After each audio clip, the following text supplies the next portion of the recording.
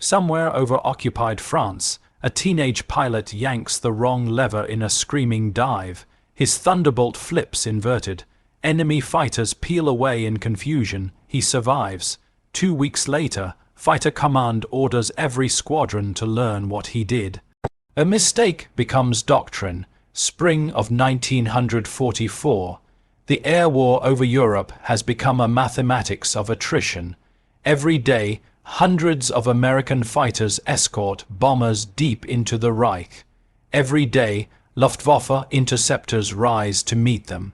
The kills are counted, the losses are tallied, and the numbers tell a grim story.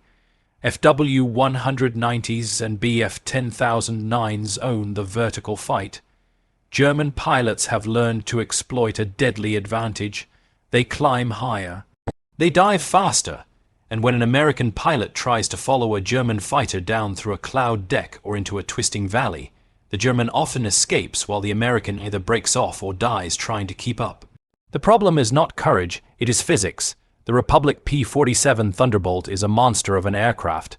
7 tons fully loaded, 8 150 caliber machine guns, a turbo-supercharged radial engine that churns out 2,000 horsepower. It can absorb punishment that would shred a Mustang or a Spitfire. Pilots call it the Jug. It is a flying tank. But in a dive, it becomes something else. It becomes uncontrollable. Past 450 mph, the controls lock up. The stick feels like it is set in concrete. The rudder pedals refuse to move. The ailerons freeze. The nose drops, and the pilot has no way to pull out. Some men have broken bones trying to haul back on the stick. Others have bailed out rather than ride the dive into the ground. And so the doctrine is simple. Do not pursue in a steep dive. Do not exceed 400 mph. If a German dives away, let him go. Live to fight another sortie. It is a doctrine born of necessity. And it is a doctrine that costs lives because every enemy who escapes is an enemy who will return tomorrow. The 8th Air Force loses fighters. It loses pilots. And it loses the psychological edge that comes from knowing you can chase your enemy anywhere and win. Engineers have tried to solve it. Republic Aviation has tested trim systems, control linkages, hydraulic boosters. Nothing works. The problem is compressibility. At high speed, the air flow over the elevators changes. The tail loses authority. The plane wants to tuck further into the dive, and the only solution is to throttle back. Deploy dive brakes if you have them and pray you have enough altitude to trade for time. But the P-47 has no dive brakes. It has only speed, weight, and a pilot fighting for control. By the spring of '44, this is accepted reality.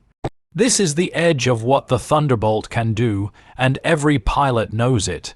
If this history matters to you, tap like and subscribe.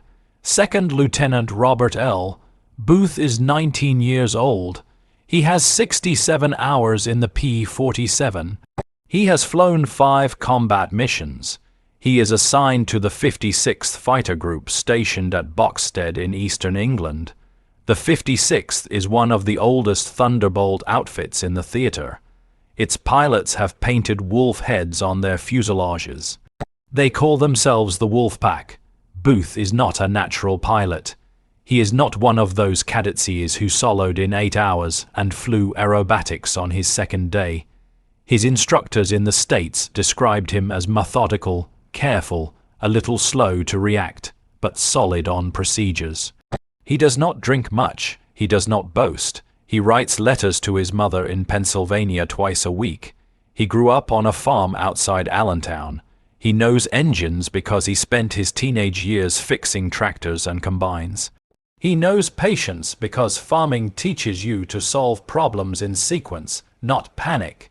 He joined the Army Air Forces in 1942 because he wanted to serve and because he had no interest in the infantry. Flight training was harder than he expected. He washed out of pursuit training once and had to restart. He graduated near the middle of his class. He arrived in England in March of '44. He was assigned to the 63rd Fighter Squadron. He flew his first mission on April 2nd. He did not fire his guns. His squadron mates are older. Most of them have 10 or 15 missions. A few have 20. They tolerate him. They do not trust him yet. Trust is earned in combat, and Booth has not done anything to earn it. He has stayed in formation. He has followed orders. He has not panicked, but he has not proven himself either. On the morning of April 18th, the squadron is tasked with a bomber escort mission to Brandenburg. The weather is poor. Cloud layers stack from 8, 0, 0, 0 FT up to 20, 0, 0, 0. Visibility is less than 2 mi. The bombers are late. The group orbits over the channel, burning fuel, waiting for the heavies to form up. Booth flies tail end Charlie, the last plane in the formation, the spot reserved for the new guys. He checks his instruments every 30 seconds. Oil pressure, fuel, manifold pressure, coolant temperature. Everything is normal. His hands are cold inside his gloves. The cockpit smells like oil and rubber and sweat. They cross the coast at 10, 0, 0, 0 FT. The flak starts immediately. Black puffs stitching the sky. The formation tightens. Booth tightens with it. He keeps his eyes on the plane ahead. He does not look at the flak. If you look at it, you start to flinch. If you flinch, you drift out of position. Somewhere ahead, the bombers are hitting their target. Booth cannot see them. He can only see clouds and the grey-green flicker of the wing ahead of him. And then the radio crackles. Band it's high and to the north. The FW-190s come out of the sun. 4 of them, maybe 5. They make one slashing pass through the formation and then split. 2 go left, 2 go right. One dives straight down through the cloud deck. The squadron breaks. Booth follows his element leader into a hard right turn. The G-force shoves him down into his seat. His vision tunnels. He tightens his stomach muscles and grunts against the pressure. The world is sky and clouds, and the white-painted belly of the plane ahead. His element leader rolls left and dives. Booth follows. They drop through a gap in the clouds. Below them, the lone FW-190 is running east at full throttle, 50 FT off the ground, following a river valley. The element leader closes fast. Booth closes faster. The Thunderbolt is heavy, and in a dive it builds speed like a locomotive.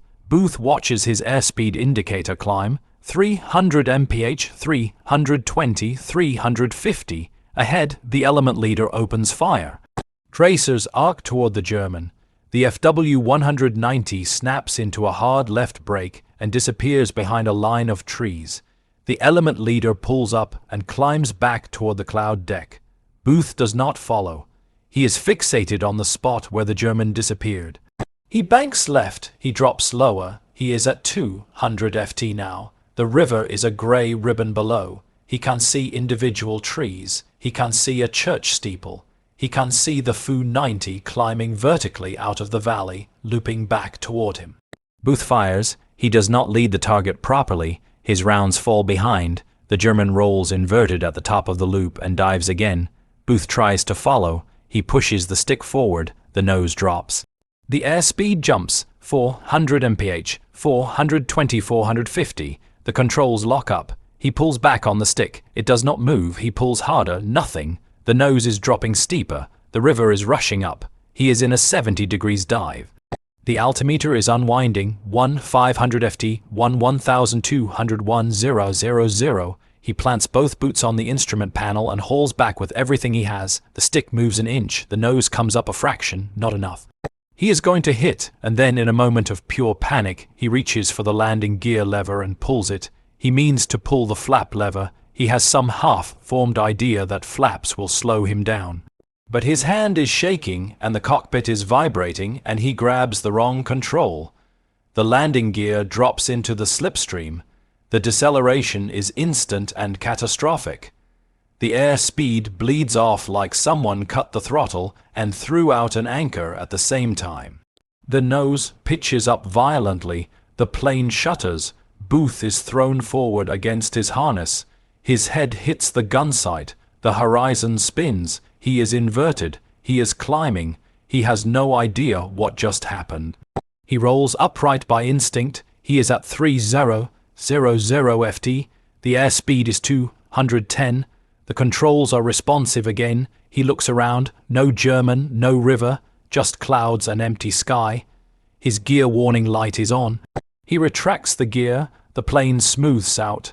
His hands are shaking so hard he can barely hold the stick. He does not understand what he just did, but he is alive. He climbs back through the clouds and rejoins the formation 15 minutes later. Nobody asks where he went.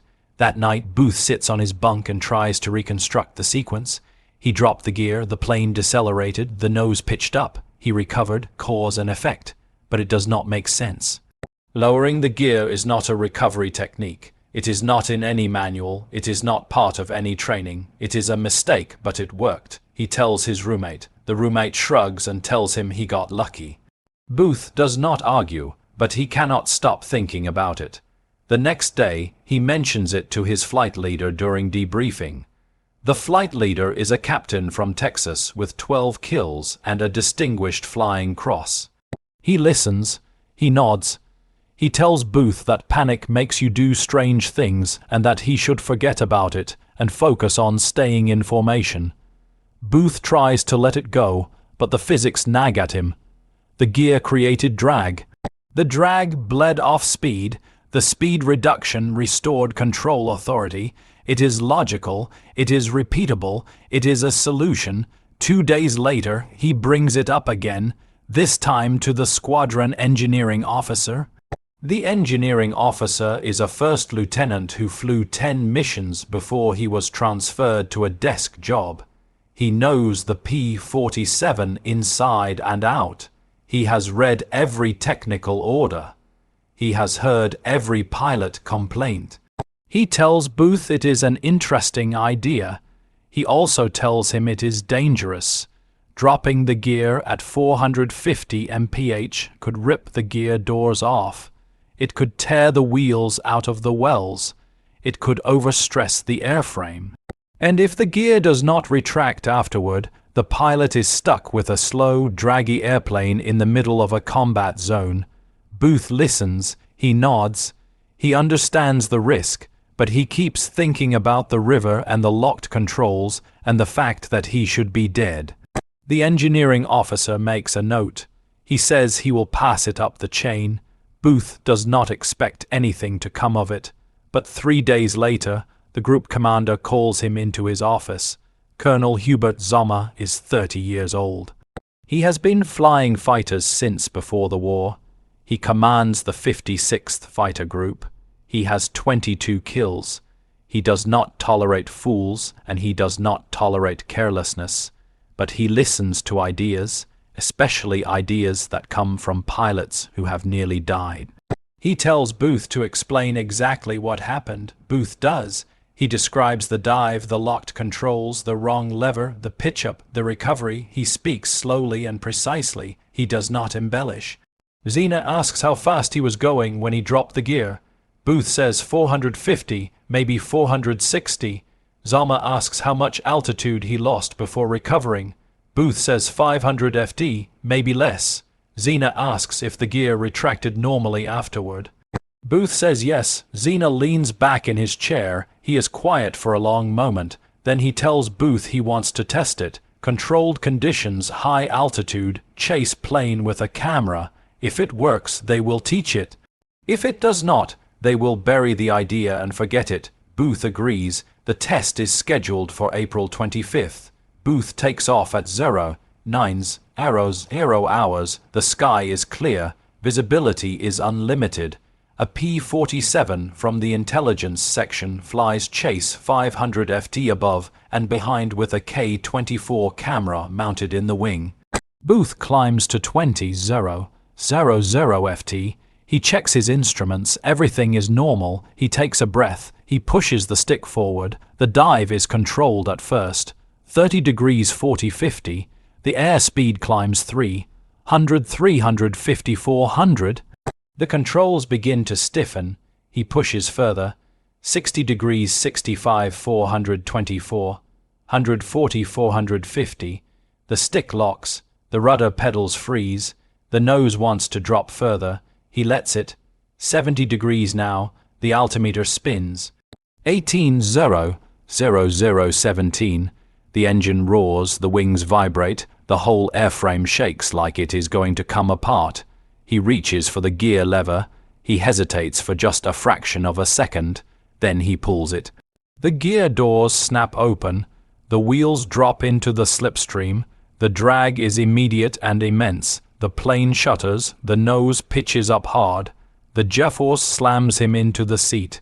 His vision grays at the edges. The airspeed drops like a stone. 430, 403, 170, 340. The controls come alive. He pulls back on the stick. The nose rises. The dive shallows. 40 degrees 30-20 level. He is at 14 zeros. Aero 0 FT. He has lost 6 0 0 0 FT in less than 10 seconds, but he has recovered. He retracts the gear. The plane accelerates. He climbs back to 20 zeros. 0 and does it again. This time he waits until 460 mph. Same result. Violent deceleration, pitch up, recovery. He does it a third time at 470. Same result. The chase plane captures all 3 attempts on film. Booth lands at 10:30. His hands are shaking again, but this time it is adrenaline, not fear. ZMK reviews the film that afternoon. He watches it 3 times. Then he calls a meeting of all squadron commanders. He tells them that as of today, the gear extension recovery is authorized for emergency use in high-speed dives. He tells them to brief their pilots. He tells them to practice it at altitude before they need it in combat. Within 2 weeks, every P-47 pilot in the 56th Fighter Group has tried it. Within a month, the technique has spread to the 4th Fighter Group and the 56th. By June, it is being taught at replacement training units in England. By August, it appears in the official pilot's handbook as an approved emergency procedure. A 19-year-old second lieutenant who grabbed the wrong lever has rewritten doctrine. The impact is measurable. Between May and September of 1944, loss rates in high-speed diving engagements dropped by 18% across ETH Air Force Thunderbolt units. Pilots report increased confidence in pursuing enemy aircraft through vertical maneuvers. Several after-action reports credit the gear extension technique with saving aircraft and lives.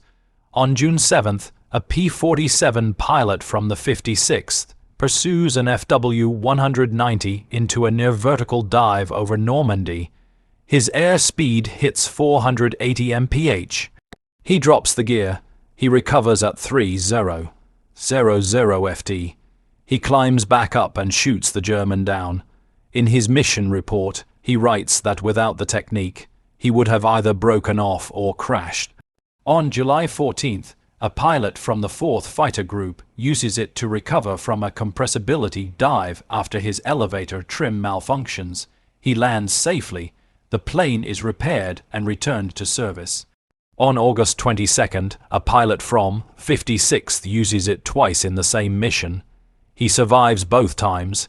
The technique is not without risk. The gear mechanism is not designed for high-speed deployment. There are cases where gear doors are damaged. There are cases where one wheel extends and the other does not, causing asymmetric drag and a violent yaw. There is at least one case where the gear does not retract afterward, and the pilot has to nurse his plane back across the channel on half fuel and pray he makes it. But in every case where it is used correctly at the right speed and the right altitude, it works, and so it becomes part of the culture. New pilots are taught it during their first week in theater. Old pilots teach it to each other.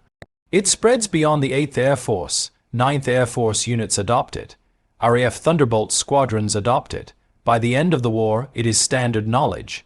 The Luftwaffe notices German intelligence reports from late 1944 reference American pilots recovering from dives that should have been fatal. Some German pilots begin to avoid diving away from Thunderbolts, knowing that the American can now follow them down and recover. The psychological advantage shifts. It is a small thing, one technique, one control input.